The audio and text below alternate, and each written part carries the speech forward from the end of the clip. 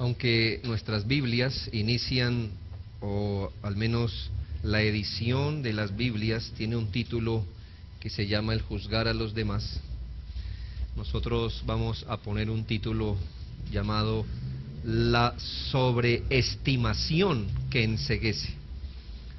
La sobreestimación que enceguece.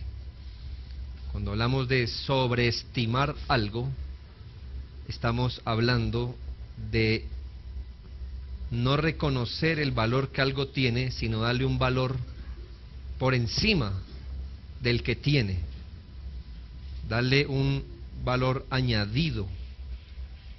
Y entonces vamos a hablar de la sobreestimación que enceguece.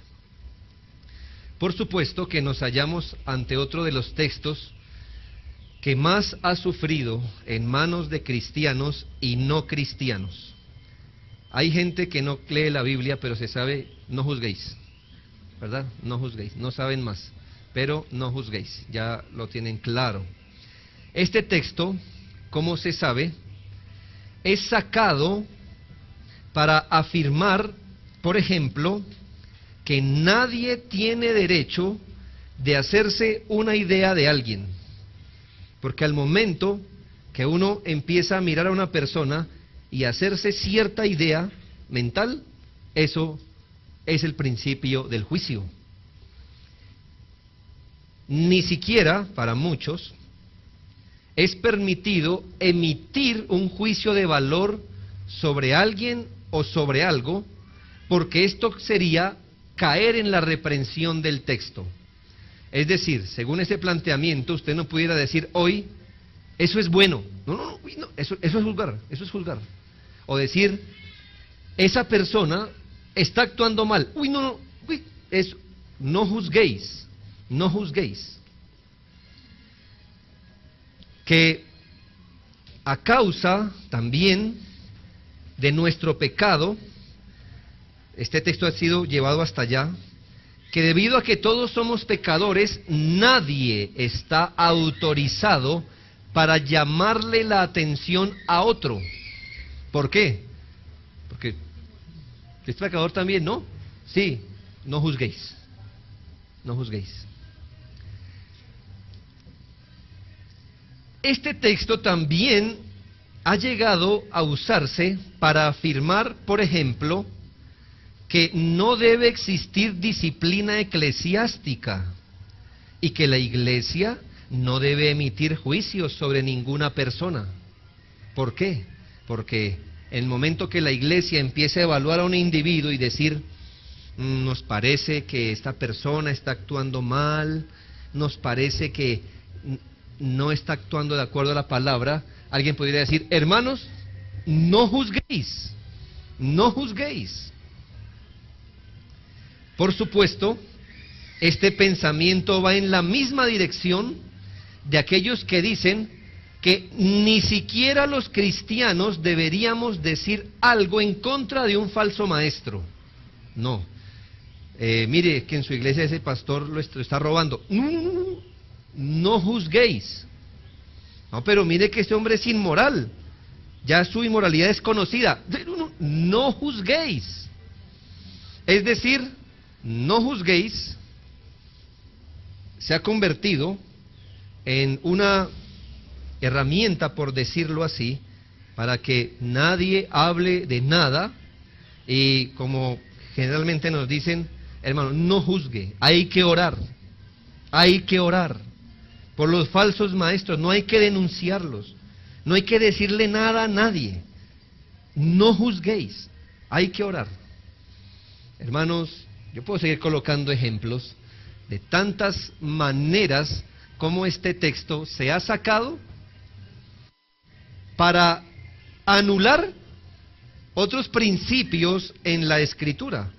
Nosotros no vamos a dedicar todo el tiempo este sermón a responder a cada cosa como se debería. Pero déjeme afirmarle al menos lo siguiente: quien nos exhorta a no juzgar porque eso es malo, no está emitiendo un juicio sobre nosotros afirmando que juzgar es malo. Es decir, el que nos dice no juzguen porque eso es malo, ¿no está emitiendo un juicio? Si él es consecuente, entonces cállese también. Porque si no juzguéis, si nadie nos puede decir que algo es bueno o malo, ¿por qué viene a mí y me dice que eso es malo? Pero también le diríamos, ¿qué haríamos en las pruebas bíblicas cuando el Señor, por ejemplo, le dijo a la gente, a algunas personas hipócritas? ¿No emitió un juicio allí? ¿No los calificó de hipócritas? O los profetas, cuando decían a la gente, como usted leyó, vuestros caminos son malos. ¿Eso no es emitir un juicio de valor sobre algo? Es decir, ¿no es calificarlo como bueno o malo? ¿Qué haríamos cuando los apóstoles mismos dijeron, sacad pues a ese perverso entre vosotros? ¿No está emitiendo el apóstol un juicio de valor sobre alguien?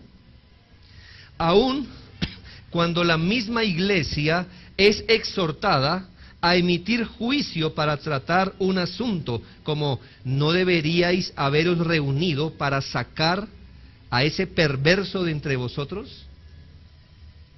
Quiere decir que la iglesia puede reunirse y decir, tal persona está actuando perversamente, debe salir de entre nosotros porque se ha negado a arrepentirse. Entonces, ¿qué hacemos con estos textos? ¿Será que no juzgar significa borremos el resto de Biblia? ¿No nos enseñó el Señor Jesús a juzgar con justo juicio? ¿Qué entonces es el discernimiento sino la capacidad de juzgar entre varias cosas para ver cuál es mejor? Entonces, hermanos, ¿qué quiere decir el texto que tenemos al frente? Bueno, miremos la exhortación, luego la advertencia y finalmente la reconvención final para entender esta enseñanza.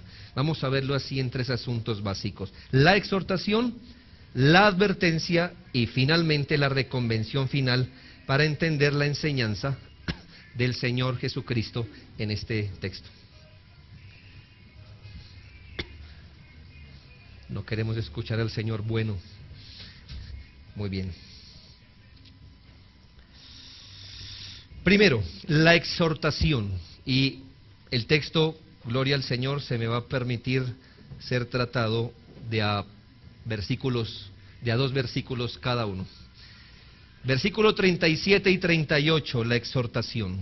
Leamos entonces: no juzguéis y no seréis juzgados, no condenéis y no seréis condenados, perdonad y seréis perdonados, dad y se os dará, medida buena, apretada, remecida y rebosando darán en vuestro regazo, porque con la misma medida con que medís, os volverán a medir. Todo nuestro texto tiene sentido si miramos el contexto. No solamente el contexto de las palabras con las que el Señor ha venido exhortándonos, aunque también, sino el contexto de las enseñanzas de Cristo y el tipo de personas que continuamente rodeaban al Señor Jesucristo para acecharle y contradecir sus enseñanzas. ¿Cuál era el típico individuo que se escondía detrás de la multitud para mirar y acechar al Señor?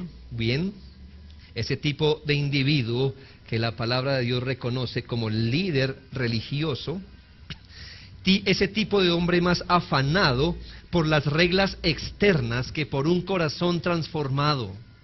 Ese tipo de individuo que estaba muy orgulloso de su observancia externa a la ley. Ese tipo de hombre que le gustaban los ritos, que era un líder religioso, que cuando miró al Señor Jesucristo y sus enseñanzas, hasta el Señor resultó reprendido bajo su propio sistema de valores.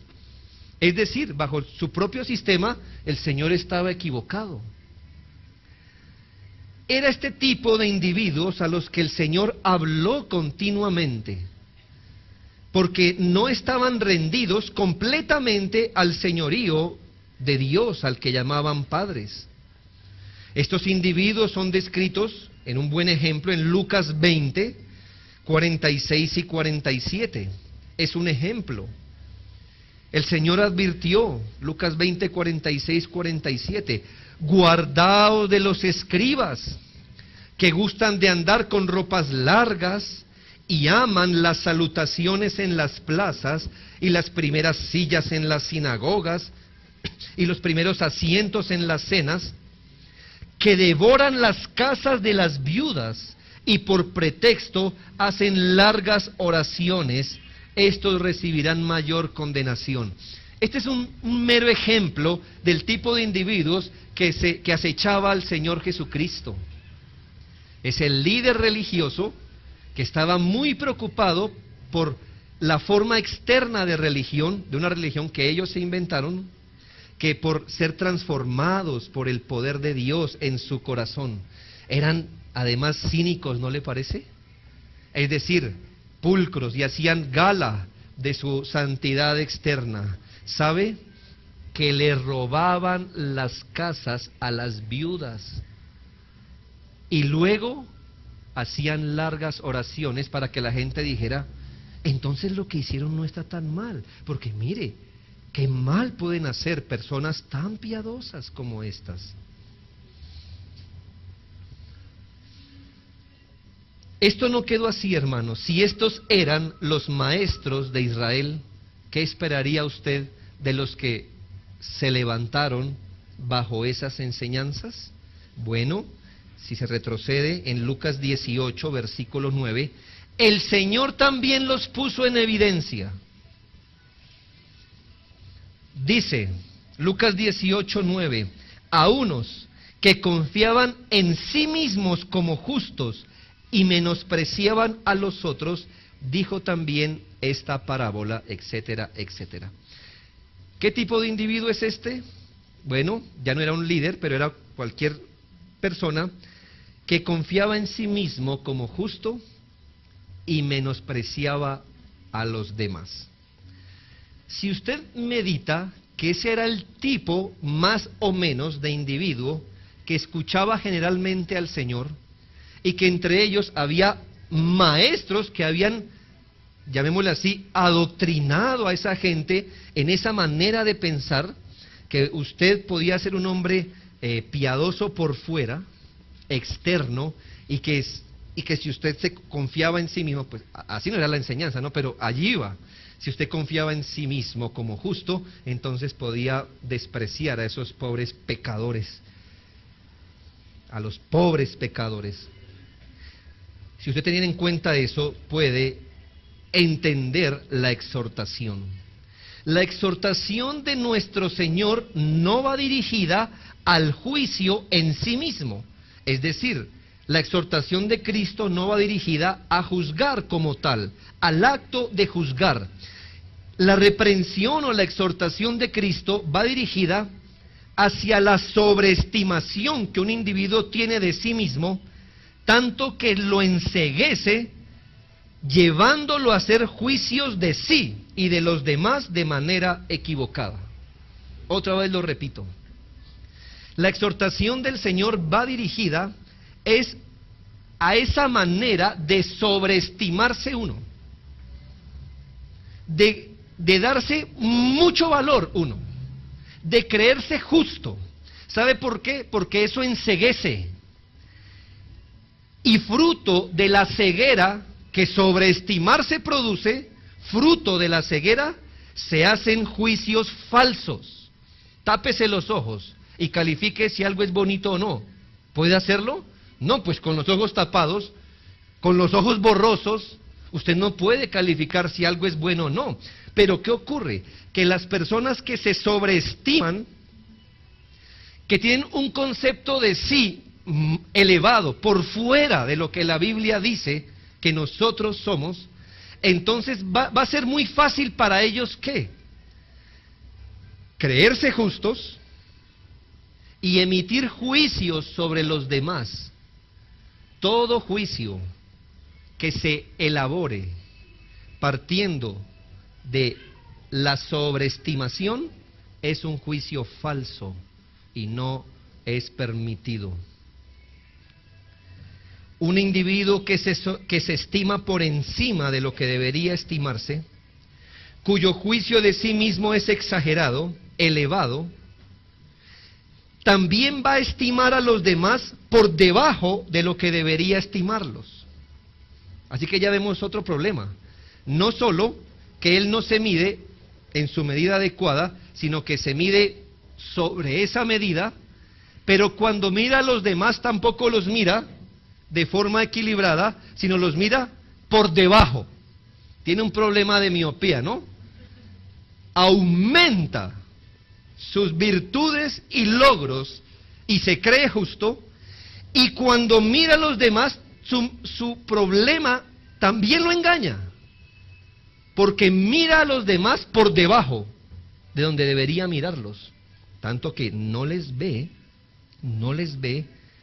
cuál es o en qué consiste virtudes, si es que las llegan a tener. Basado en eso, ¿qué tipo de juicios va a dar una persona así? Es decir, si una persona tiene ese tipo de ceguera, ¿qué tipo de juicios? ¿Cómo va a calificar a los demás? Hermanos, pues ninguno de sus juicios va a ser justo. Él nunca va a juzgar con justo juicio. Esa ceguera que la sobreestimación produce lleva a un individuo a ser, por un lado, orgulloso de sí e inmisericorde con los demás. Va a ser un individuo soberbio, por lo que se cree, y severo con los demás. Esa ceguera que la sobreestimación produce lleva a un individuo a ser riguroso con los demás, duro con los pecados ajenos, ligero para emitir juicios de valor, y al mismo tiempo lo llevará a tomar sus propios pecados como cosa liviana, pequeña, si es que los llega a ver. Y su trato con sus pecados va a ser ligeros, si es que llega a tener algún trato para con sus pecados. Como se dará cuenta, el Señor no está reprendiendo cualquier juicio, sino aquel que nace de la ceguera de sobrevalorarse, de tener un concepto errado de sí, un más alto concepto de sí del que debe tener, de falta de cordura para estimarse, de falta de humildad para verse a sí mismo. Si eso ocurre con un individuo, si este individuo le falta cordura, humildad, tiene un más alto concepto de sí que el que debe tener, sus juicios son injustos, y a él se le dice: no juzgue. ¿Por qué? Porque su juicio no es justo.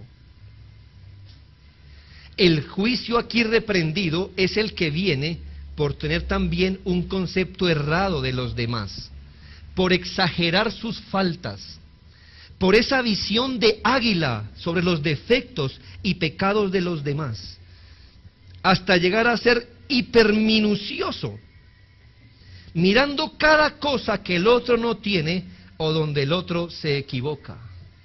Hermanos, eso es una máxima bíblica. Tener ojos de águila para los pecados de los demás, hasta llegar a las minucias, eso viene siempre de la mano de un concepto errado de usted mismo. Siempre, siempre. Aprenda a conocer al hombre y verá. Es el individuo que puede describir de manera precisa en qué hierran los demás. Es más, tiene un don extraño, porque puede llegar a leer hasta los pensamientos y las intenciones del corazón cuando alguien hace algo. Estoy hablando irónicamente, ¿no? Él sabe, es que usted tuvo la intención de hacer esto. Miró la intención. Ojos para ver hasta la intención. Ese mismo individuo que tiene visión de águila sobre los defectos de los demás es más ciego que un topo para ver las vigas de pecado que todavía tienen. Y ya usted sabe cómo es que unas personas llevaban en sí el pecado del orgullo, el robo y el homicidio, y al mismo tiempo hacían largas oraciones. Usted puede decir, ¿cómo ¿Qué tiene que hacer una persona para llegar a ese punto de ceguera espiritual? Bueno, yo le digo cómo. Todo empezó cuando empezó a tener un concepto errado de sí mismo, que lo encegueció. Luego un concepto errado de los demás, que lo encegueció. Del resto, solo es la consecuencia. El juicio aquí reprendido no es cualquier juicio. Es el juicio injusto, el juicio desproporcionado, el juicio mentiroso que viene por la ceguera que sobreestimarse produce. La exhortación aquí está dada de dos maneras, una positiva y otra negativa.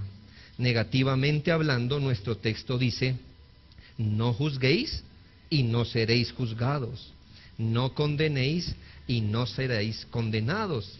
Negativamente hablando, se exhorta a no juzgar y a no condenar.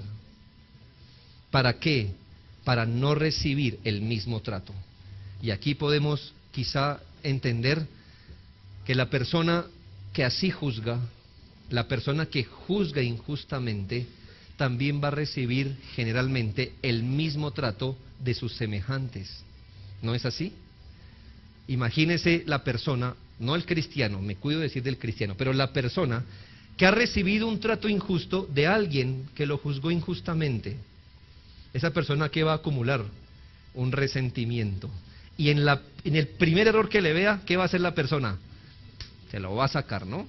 Me trata a mí injusto por mis pequeños errores, pues yo también voy detrás de él. Cada vez que comete un error, vea, le voy a caer. Pero ¿sabe qué es lo más complejo, hermano?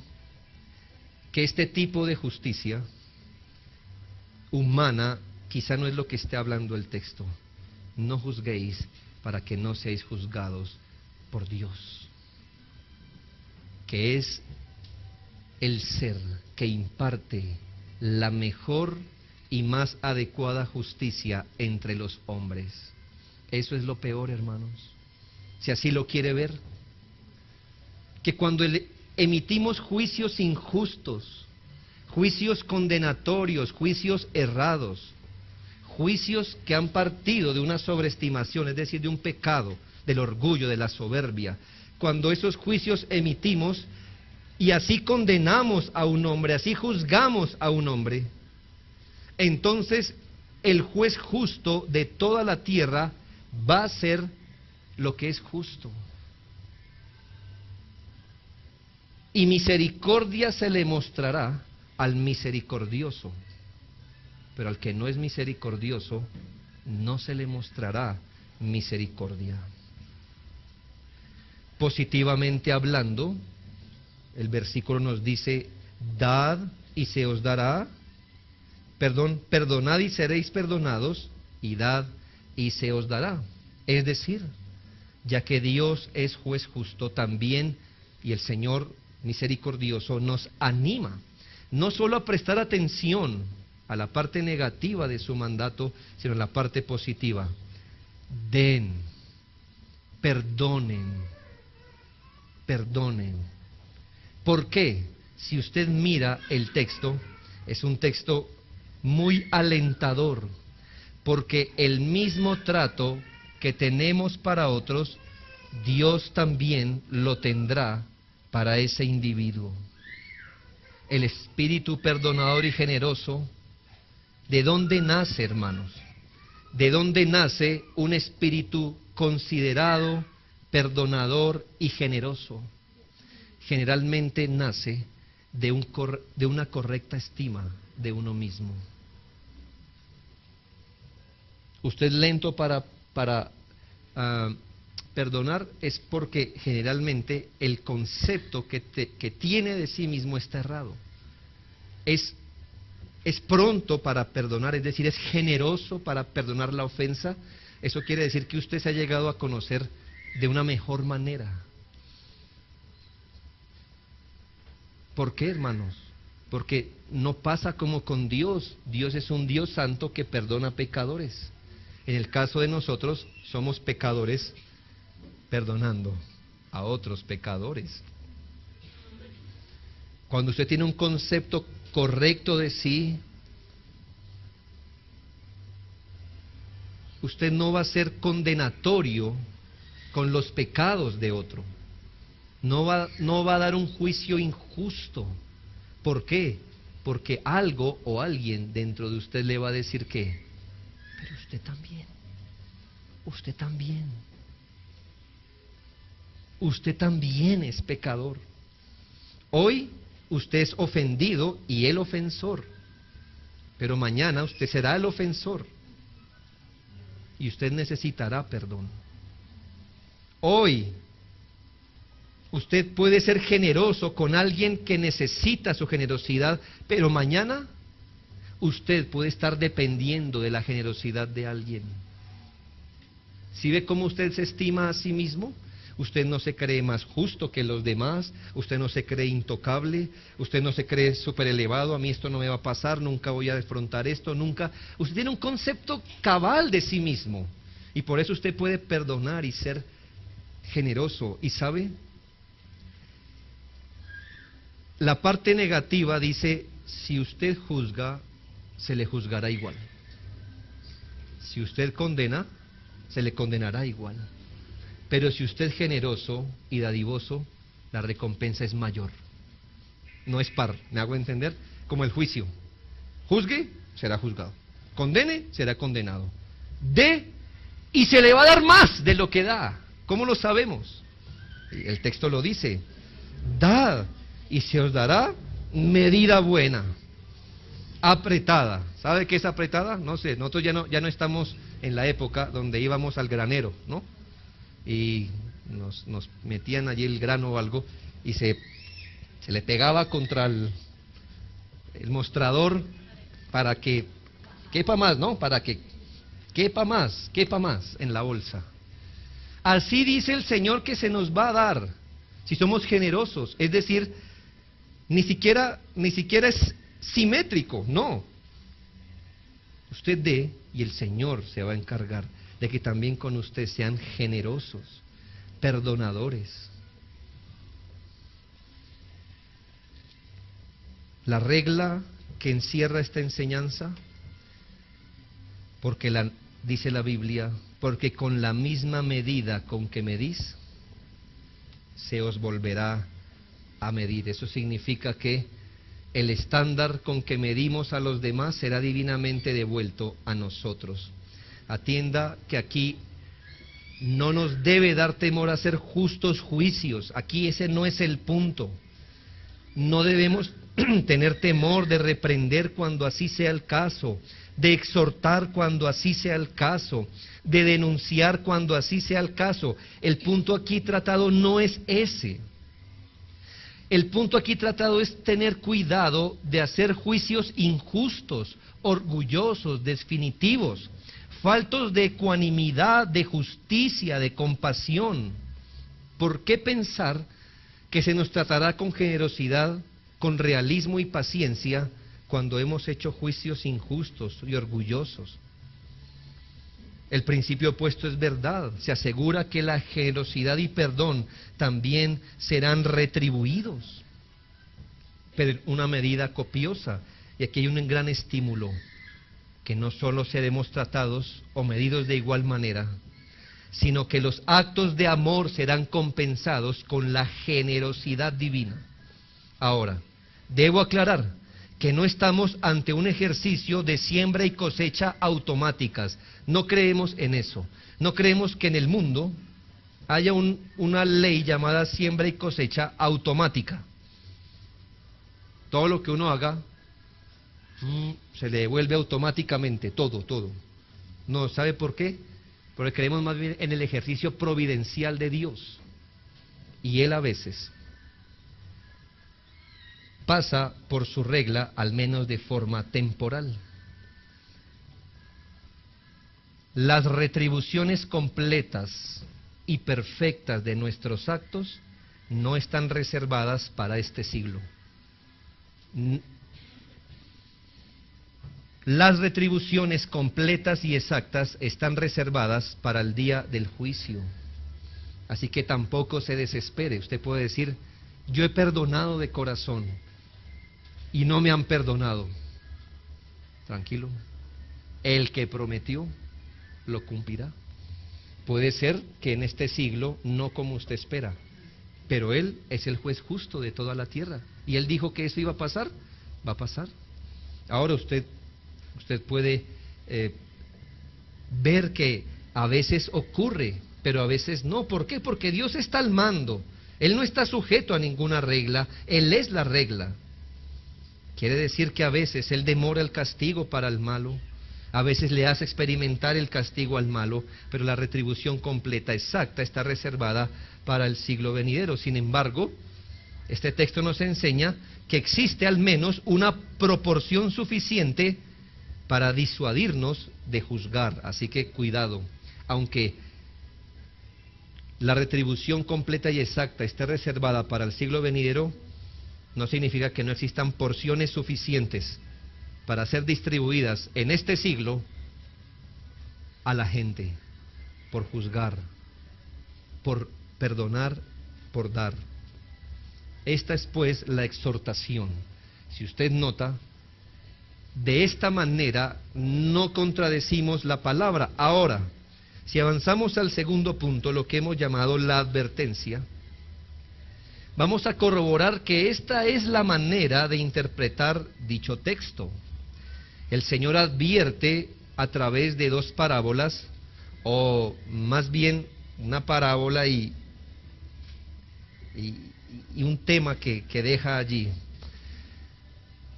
Versículos 39 y 40. Y les decía una parábola: ¿acaso puede un ciego guiar a otro ciego? ¿No caerán ambos en el hoyo?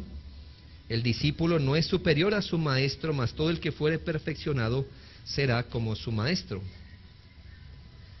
¿Qué tiene que ver esto con el juicio, con juzgar, con no juzgar? Pues mis hermanos, el Señor nos habla el primer ejemplo de la parábola de un ciego guiando a otro ciego. Y ahí usted empieza a mirar que el punto tenía que ver es con la ceguera del alma. Era allá donde el Señor quería llevar su exhortación.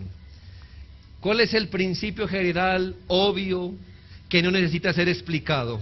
Que si un ciego guía a otro ciego, hermanos, van a tropezar continuamente, van a caer. Hay un hoyo, pues si el ciego que está guiando al otro ciego no lo ve, pues cae y detrás viene el otro. Es un asunto obvio, ¿no? Bueno, ¿esto qué quiere decir? El Señor está hablando del peligro de aquel hombre que se ha hecho a sí mismo un líder.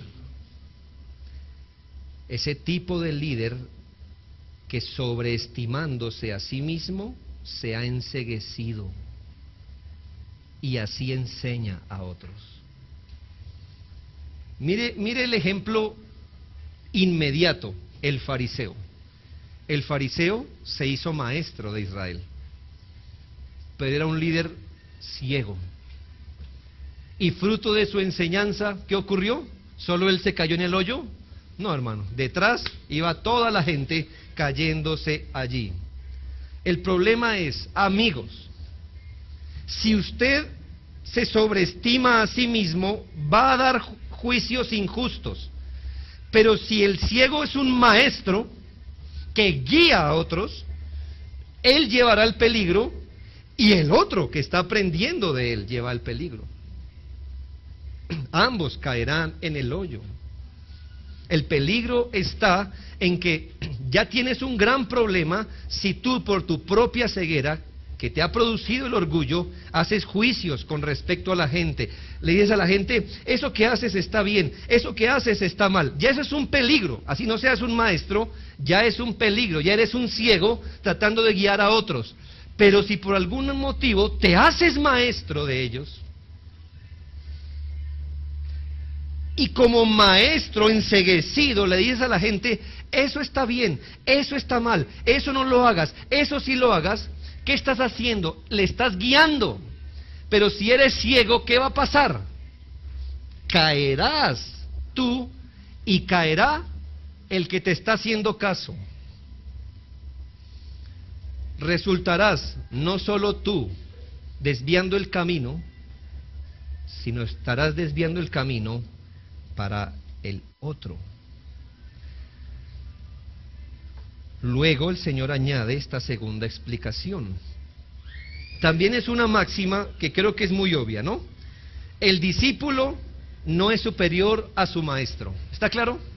El discípulo no es superior a su maestro. Es obvio, porque por eso él es discípulo y el otro es el maestro. Mas, todo el que fuere perfeccionado será como su maestro. También es obvio, ¿verdad? Es decir, si usted es un aprendiz hoy, pero se pone a investigar, a estudiar, no es raro que mañana usted sea como un maestro. Imagínese, debería ser el fin hasta de un cristiano, ¿me hago entender? Ser tanto como su maestro. Es un principio general y este se aplica para bien o para mal, ¿me hago entender? Para bien, un padre sabio, buenos consejos. Bueno, si el hijo se pone a orar, a estudiar la palabra de Dios, quizá con el tiempo él pueda dar buenos consejos y habrá igualado, por así decirlo, a su padre. Pero para mal también es cierto, hermanos. ¿Es discípulo de alguien malo? ¿Ha andado, por ejemplo, con un ladrón? Usted dice, yo no soy ladrón, el ladrón es él. La Biblia dice que aprenderá sus mañas. Es más, ande más con él y verá que puede llegar a ser como él, tan malo como él, tan ladrón como él. Es un principio general. Ahora usted qué dice, ¿eso qué tiene que ver con nuestro tema? Bueno, según yo interpreto, hermanos, lo que el Señor aquí estaba diciendo es un principio general, pero la aplicación son malas noticias. Es decir, amigos que guían, amigos ciegos que guían a otros ciegos. Mire su responsabilidad. Esta gente siempre los seguirá porque los considera maestros. Y ustedes son ciegos. Tienen asegurada una legión de hombres que van a caer sistemáticamente al hoyo, porque el discípulo, ellos no los van a superar a ustedes. Ustedes los han criado en esta estructura. Ellos no van a ver más allá de lo que ustedes les permiten ver. Y si ustedes son ciegos, los habrán confinado a una ceguera perpetua. El discípulo no es mayor que su maestro. No piensen que ellos se van a salir de sus garras por ellos mismos. Ellos van a continuar siguiéndolos a ustedes. ¿No ven su responsabilidad, líderes? Lo que le está diciendo a la gente es muy peligroso. Volverse maestro de otro y ser ciego. Porque mire, el discípulo no será mayor que usted. Él no tendrá más luz. Él es ciego, nunca le va a decir, cuidado con ese hueco. No, si usted que es maestro no lo ve, ¿qué puede esperar de un discípulo? Ah, pero hay otras malas noticias. Síganlos instruyendo en la justicia propia. Síganlos instruyendo en sobreestimarse a sí mismos. ¿Y sabe qué? Ellos serán como ustedes. Ya teníamos mucho con un maestro. Ahora vamos a tener tantos maestros como discípulos si ellos llegan a perseverar en sus enseñanzas. ¿Ya entiende el texto ahora? ¿Por qué el Señor involucra estos asuntos? Con esta advertencia el Señor enseña que tanto el guía como el guiado deben correrse de ese lugar. Al guía se le exhorta a no ser ciego.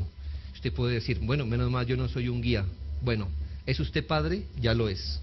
¿Es usted mamá? Ya lo es. ¿Es usted hermano mayor? Ya lo es. ¿Tiene usted cierto liderazgo o influencia en la iglesia? Bueno, ya lo es. Así que usted no diga, uy, menos mal yo no soy guía. No.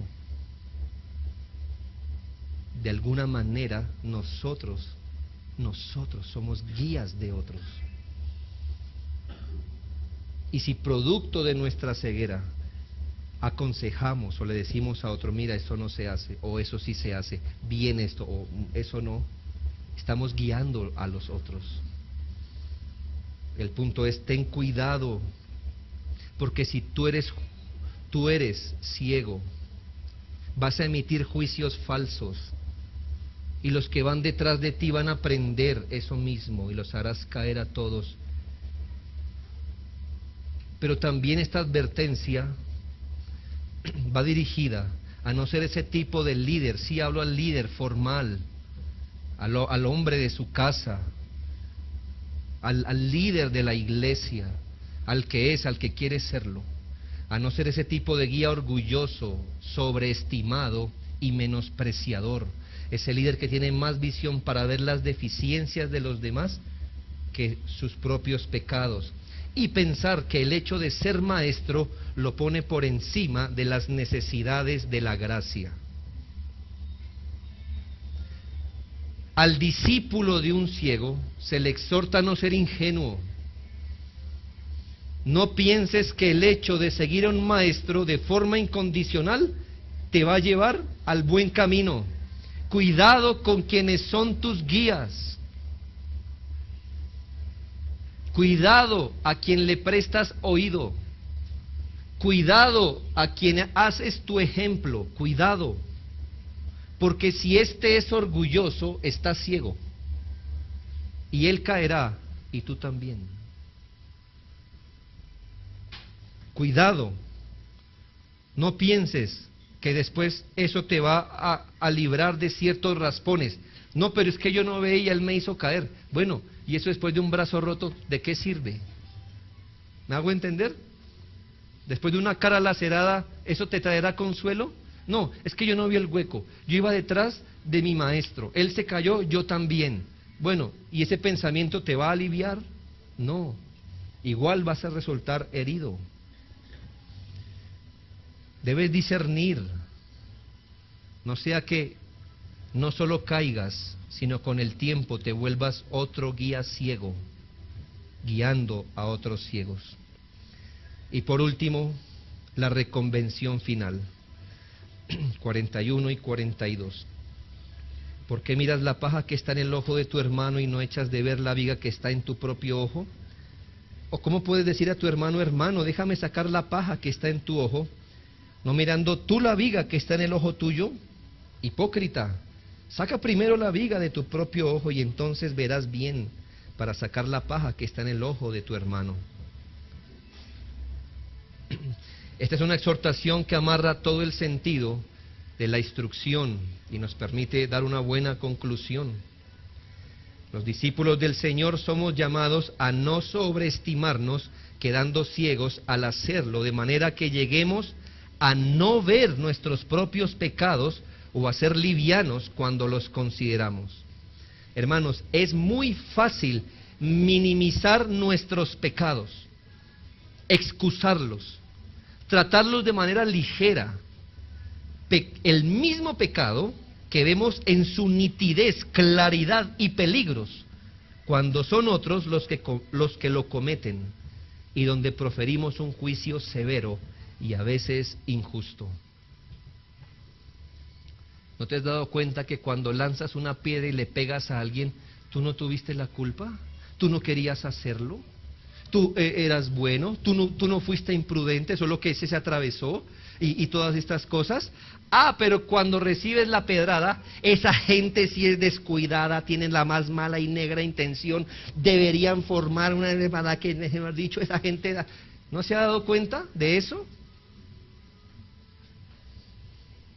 ¿Acaso no es terrible la ceguera que tenemos?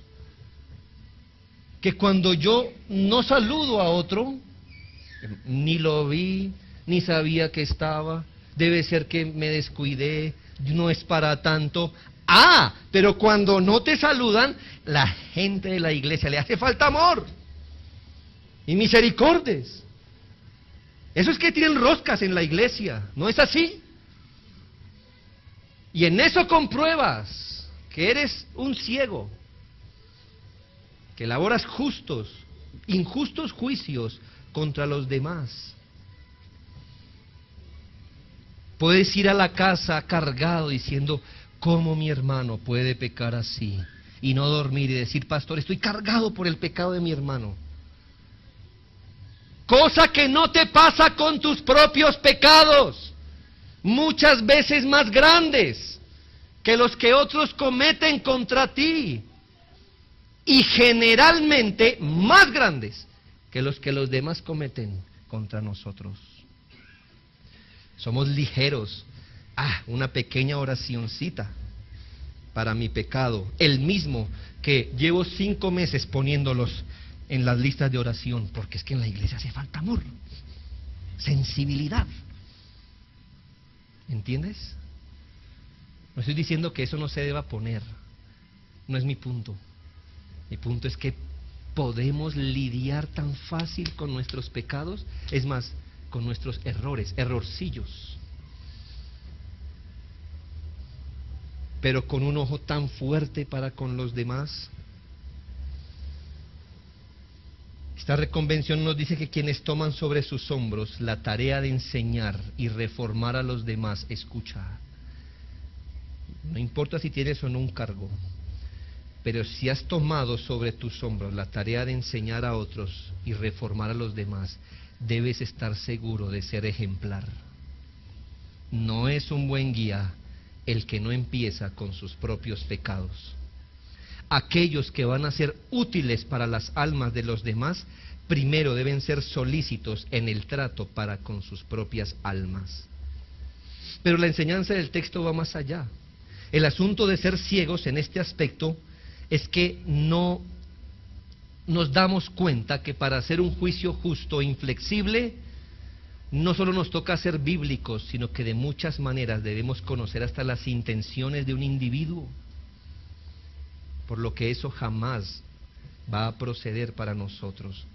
A lo sumo usted y yo podemos llegar a ver el acto, la reincidencia, pero jamás podremos ver más allá. El que es ciego ve el acto y hasta las intenciones del corazón. ¿Sabe cómo el Señor le dice a un individuo así? Que sobreestimándose a sí mismo, que no conociendo todo, profiere un juicio condenatorio, le dice: hipócrita. Tengo un ejemplo bíblico de ello. Mateo 27, 1 al 6. Yo sé, hermano, que es un ejemplo extremo, yo lo sé. Pero ninguno puede razonar: yo no llegaría hasta allá. Ojalá usted no razone así. ¿Sabe por qué? Eso diría muy mal de usted. ¿Por qué? Porque sería que usted está sobreestimando y no se está viendo ahí. Espero que se vea allí y todos nos veamos allí, si bien no en el acto, sí en el principio. Mateo 27, 1 al 6. Venida la mañana, todos los principales sacerdotes y los ancianos del pueblo entraron en consejo contra Jesús para entregarle a muerte. ¿Ya ve? Una mancuerna de individuos para juzgar injustamente al Señor y llevarlo a la muerte. Y le llevaron atado y le entregaron a Poncio Pilato, el gobernador. Entonces Judas, el que le había entregado, viendo que era condenado, devolvió arrepentido las 30 piezas de plata a los principales sacerdotes y a los ancianos, diciendo: yo he pecado entregando sangre inocente. Mas ellos dijeron: ¿qué nos importa a nosotros? Allá tú. Y arrojando las piezas de plata en el templo, salió y fue y se ahorcó. ¿Qué está pasando aquí, hermano? Déjeme entender esto. Ellos están juzgando al Señor de una manera injusta, ¿no es así? Hasta han sobornado gente para que diga cosas falsas contra el Señor. Viene un hombre y les dice: mire, yo entregué sangre inocente, es decir, fui injusto. ¿Y qué le dicen ellos? Eso es su problema. Y ellos siguieron con el juicio. ¿Entiende? Su único testigo se retractó. ¿Y qué hicieron ellos? Siguieron con el juicio. Ahora mire usted, ¿no es ese el peor crimen, hermanos? Haber enjuiciado por palabras de hombres al Hijo de Dios. Pero mire, esta es la viga que tienen atravesada aquí en el ojo. Versículo 6, los principales sacerdotes, tomando las piezas de plata, dijeron: no es lícito, no es correcto, no es justo echar estas monedas en el tesoro de las ofrendas, porque es precio de sangre. No es justo echar ese dinero allí, pero sí es justo llevar al Cristo a la cruz. ¿Qué es peor? ¿Cuál es el peor crimen? Ay, ellos diciendo, ay, no echemos eso, es que eso es ilícito. Ay, no queremos pecar, ¿no? Pero sigamos adelante en el juicio injusto que llevó a Cristo a la cruz. Hipócritas. ¿Sí ve cómo miran las minucias? La minucia. ¿Qué hacemos con 30 piezas de plata? ¿Dónde es lícito ponerlas? Ay, es que debemos ser tan rigurosos con la ley, ¿verdad? Tan pulcros. Ay, la plata hay que cuidarla bien. Mientras estaban en un juicio injusto contra Cristo. No lo vieron. No lo entendieron. Eso es juzgar injustamente. ¿Sabe? Juan 18:28. Esto parece un mal chiste, pero no lo es la realidad. Juan 18:28. Llevaron a Jesús de casa de Caifás al pretorio. ¿Ya? Otra vez, estaban trasladando al Señor de juicio en juicio para ver quién se decidía a entregarlo a la muerte. Era de mañana y ellos no entraron en el pretorio para no contaminarse y así poder comer la Pascua. Hipócritas, hipócritas.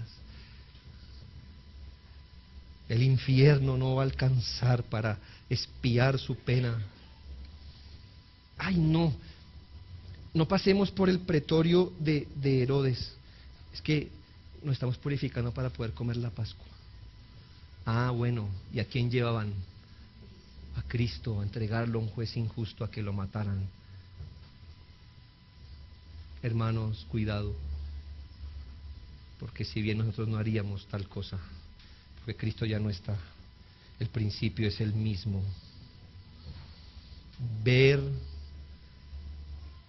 no, más bien no tener la capacidad de ver los pecados que tenemos.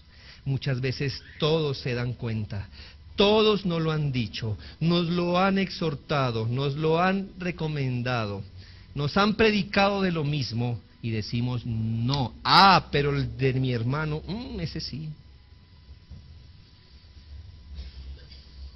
Vuelvo y rectifico, hermanos. Este texto no está dado para ahora no reprender a nadie, o para que el que va a ser reprendido ya tenga la excusa perfecta. Hermano, saca primero la viga de tu ojo, después miras la pajilla que hay en el mío. Tampoco está para eso. Pero este texto sí está, hermanos, para mostrarnos el espíritu con el cual debemos andar. Lejos de un espíritu de superioridad, lejos de esa ceguera que viene por sobreestimarnos, lejos de adelantar juicios superficiales, apresurados, injustos, lejos de pretender ayudar a otros sin haber empezado por nosotros mismos, lejos de fomentar en nosotros y en otros liviandad hacia el pecado y así hacernos discípulos de moralidad externa y perdición, y hacer discípulos de ese mismo calibre.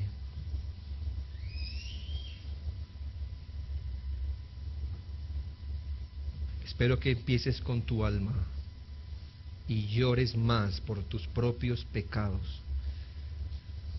Hombres así usa el Señor. Mujeres así usa el Señor. No usa al hombre orgulloso, usa al hombre que todavía ve en sus muñecas las cadenas o las marcas, las cicatrices de las cadenas, y dice: yo un día fui pecador como él.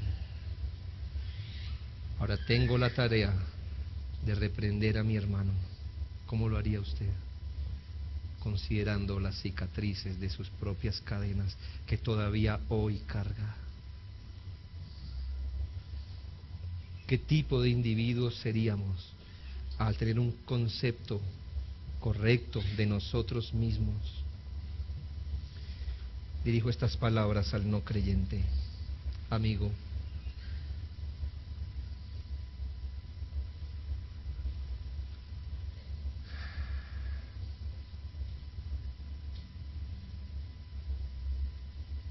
Usted se ha burlado de Dios. Usted ha despreciado a Dios toda su vida. Usted no ha creído en el Evangelio. Usted ha mostrado apatía. Usted ni siquiera puede ver la viga ni la paja porque usted está ciego y muerto espiritualmente. Amigo, su condición es que si usted niega al Señor, Él lo negará también.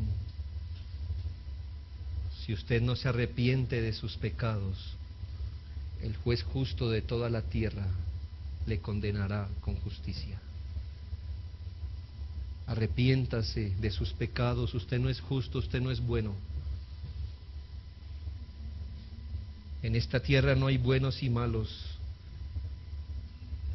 Hay malos y hay justificados por la fe en Cristo, a quienes Dios ha vestido de su justicia. Venga el Señor, de Dios nadie se burla, dice la Biblia. Pues todo lo que el hombre sembrar, eso también segará. No piense que Dios le recibirá en el cielo con brazos abiertos después de haber vivido toda una vida despreciándolo, siendo indiferente y apático. Cristo se dio en la cruz para perdonar todos nuestros pecados y para darnos su espíritu, para abandonar más y más el pecado y hacernos más y más conformes a Él. Que Dios le ayude, querido amigo, y que Dios nos ayude, queridos creyentes. Que el Señor aclare nuestra visión y nos ayude a no juzgar de esta manera.